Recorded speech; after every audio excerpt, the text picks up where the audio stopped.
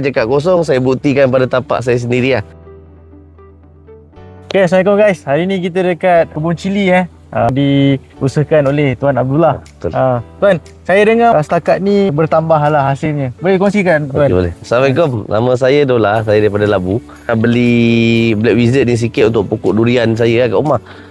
Bila kita time tu dah terdesak baja tak ada, kita try pakai Black Wizard ni. Ataupun saya pakai Folia Fast Grow merah dengan hijau tu. Nah tu lah, macam kimia sebelum ni, kita pun tahu function kimia ni dia push pokok tu.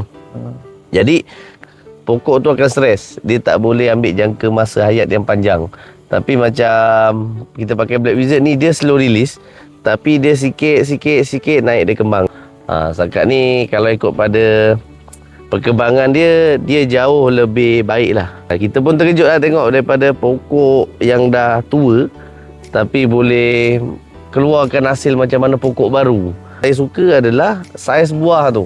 Saiz buah, bentuk buah, warna buah, dia memang nampak macam betul-betul fresh lah. Bila orang nampak je buah kita, orang akan ambil hasil kita dulu berbanding orang lain. Bila kita ambil, kita nampak daripada segi saiz, daripada segi bentuk dia, fizikal dia dengan warna dia. Dia punya menarik dia tu kan jauh lah. Jadi kepada sesiapa yang nak cuba, try. Itulah nasihat saya. Saya bukan cakap kosong, saya buktikan pada tapak saya sendiri lah. Saya bukan penjual baja. Saya adalah pengguna baja. Jadi kepada siapa yang nak mencuba, kepada petani-petani bukan sekadar durian, pada petani-petani yang macam saya ni, orang kata jangka hayat pendek punya petani, macam orang kata ada yang buat terung ke, buat cili ke, boleh try.